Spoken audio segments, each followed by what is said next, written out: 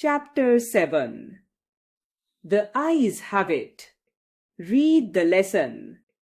The Eyes Have It, also known as The Girl on the Train, and The Eyes Are Not Here, is a short story by Ruskin Bond that was originally published in Contemporary Indian English Stories. The narrator of this story is a blind man whose eyes are sensitive only to light and darkness. He was going to Dehradun by train when he met a girl and had a chit-chat with her.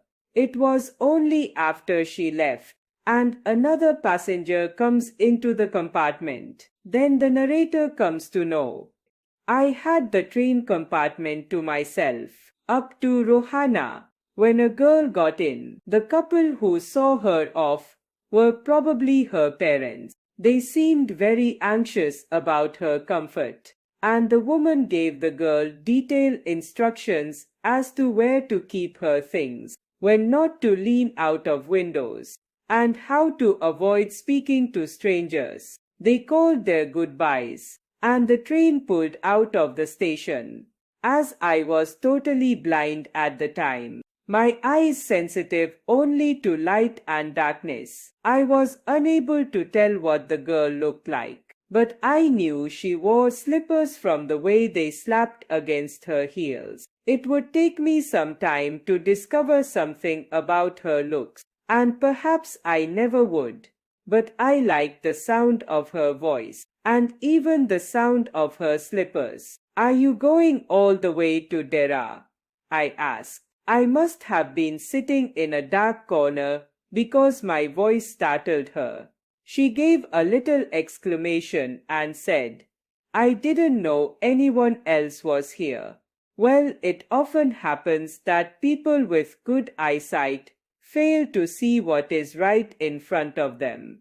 They have too much to take in, I suppose, whereas people who cannot see or see very little have to take in only the essentials, whatever registers most strongly with their remaining senses. I didn't see you either, I said, but I heard you come in. I wondered if I would be able to prevent her from discovering that I was blind, provided I keep to my seat, I thought. It shouldn't be too difficult. The girl said, I am getting off at Saharanpur. My aunt is meeting me there. Then I had better not get too familiar, I replied. Ants are usually formidable creatures. Where are you going? She asked. To Dera and then to Mussoorie. Oh, how lucky you are. I wish I were going to Mussoorie. I love the hill, especially in October. Yes, this is the best time, I said, calling on my memories. The hills are covered with wild dahlias.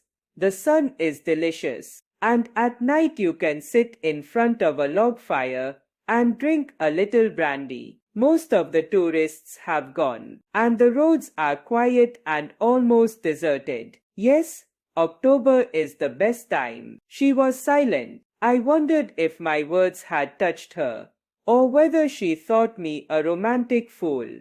Then I made a mistake. What is it like outside? I asked. She seemed to find nothing strange in the question. Had she noticed already that I could not see? But her next question removed my doubts. Why don't you look out of the window? She asked. I moved easily along the berth and felt for the window ledge. The window was open, and I faced it, making a pretense of studying the landscape.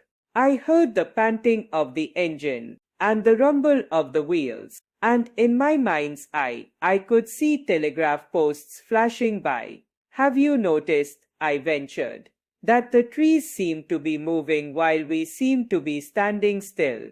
That always happens, she said. Do you see any animals? No, I answered, quite confidently. I knew that there were hardly any animals left in the forests near Dera.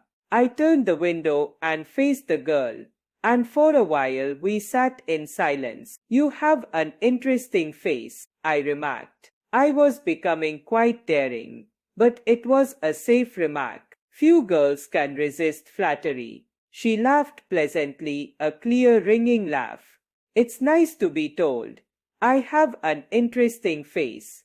I'm tired of people telling me I have a pretty face. Oh, so you do have a pretty face, thought I. And aloud I said, well, an interesting face can also be pretty. You are a very gallant young man, she said.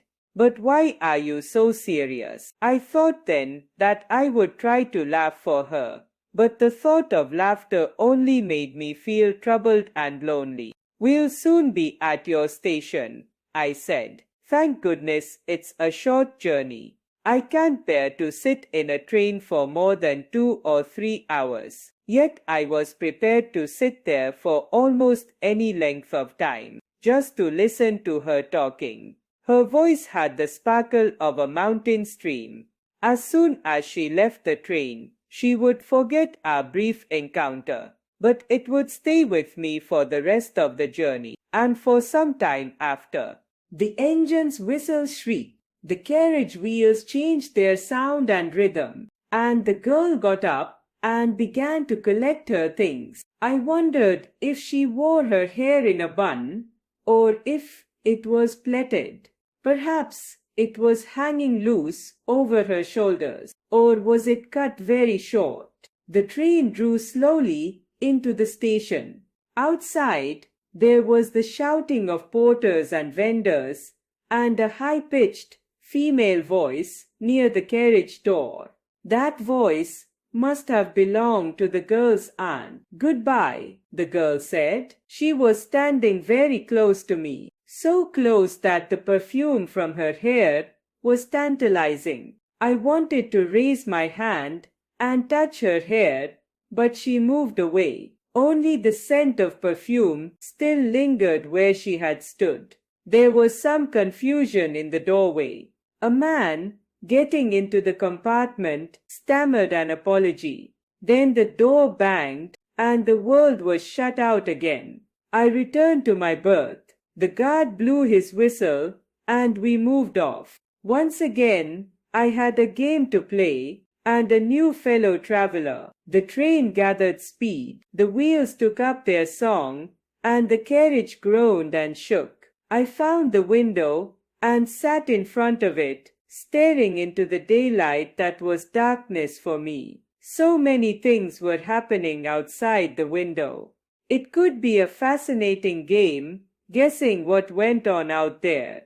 The man who had entered the compartment broke into my reverie. You must be disappointed, he said.